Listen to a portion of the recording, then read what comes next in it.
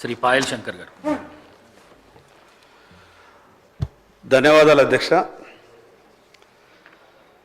ఈ కోటా చనాక అనే ప్రాజెక్టు 2015-16లో ప్రారంభమైంది అధ్యక్ష.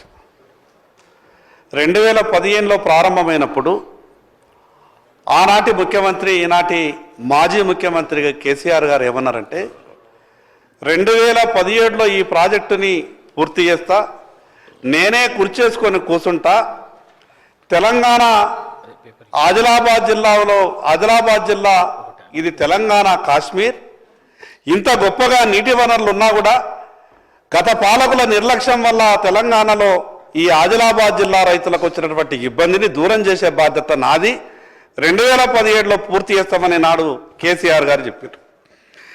నేను మొట్టమొదటి శాసనసభ సమావేశాల్లో అధ్యక్ష ప్రభుత్వం దృష్టికి ఈ విషయాన్ని తీసుకెళ్ళిన. ఒక పక్క కోట్ల రూపాయల విలువ చేసేటటువంటి రైతుల భూములని లక్షల రూపాయలకు మాత్రమే ప్రభుత్వానికి రైతులు అప్పగించారు అధ్యక్ష. సాటి రైతు బాగుపడతాడని, తనకు నష్టం వచ్చినా పర్వాలేదు, తను భూమి కోల్పోయినా పర్వాలేదు, కానీ సాటి రైతు కష్టాలు దూరం అవుతాయని కోట్ల రూపాయల విలువ చేసేటటువంటి భూములను లక్షల రూపాయలకు ప్రభుత్వాలకు ఇచ్చినా 2016లో ఇవ్వాల్సినటువంటి పరిహారం ఇది 2026, అంటే 10 సంవత్సరాల నుండి ఈరోజు వేలాది మంది రైతులకు పరిహారం ఇవ్వలేదు అధ్యక్ష. ఈరోజే ఆ ఆదిలాబాద్ జిల్లా నుంచి కోటా చనాక ప్రాజెక్టు పరిధిలో ఉన్నటువంటి రైతులు దాదాపు 200 మంది పాదయాత్ర చేస్తూ ఈరోజు హైదరాబాద్ చేరుకున్నారు అధ్యక్ష.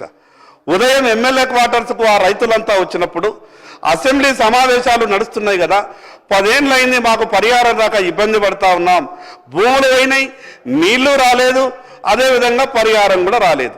నేను సరే గౌరవ ముఖ్యమంత్రి గారిని సంబంధిత మంత్రులను కలిసి మరి మీ బాధ చెప్పేటటువంటి ప్రయత్నం చేద్దామని నేను వాళ్ళందరినీ రైతులందరినీ తీసుకొని ఎమ్మెల్యే క్వార్టర్స్ నుంచి ఇక్కడ అసెంబ్లీకి రావడానికి బయలుదేరిన అధ్యక్ష.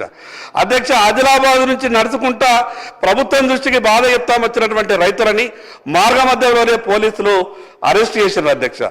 నేను గౌరవ మంత్రి గారికి ఆదిలాబాద్ రైతులందరి తరపున 2 చేతులు జోడించి దండం పెట్టి చెప్తున్నా, 2017లో ఆ ప్రాజెక్టుని పూర్తి చేసి నీళ్ళు ఇస్తామని మోసం చేసినటువంటి టీఆర్ఎస్ పార్టీ ఈరోజు ఈ ప్రభుత్వం కూడా ఏం మాట్లాడుతున్నారు అధ్యక్ష, 2027లో పూర్తి చేస్తామంటా ఉన్నా. నేను మొట్టమొదటి శాసనసభలో గౌరవ ఇరిగేషన్ మంత్రి ఉత్తమ్ కుమార్ రెడ్డి గారికి నేను చెప్పినప్పుడు ఇది ప్రయారిటీలో తీసుకుంటున్నాం, తప్పకుండా దీన్ని పూర్తి చేస్తాం తొందరలోనే అని చెప్పిండు. ఆ ప్రయారిటీ 2 ఏళ్ళు అయిపోయింది అధ్యక్ష.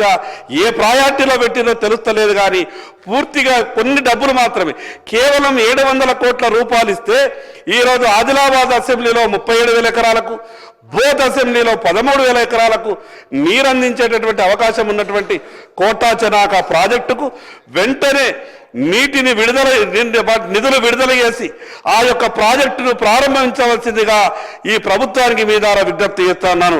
ధన్యవాదాలు అధ్యక్ష.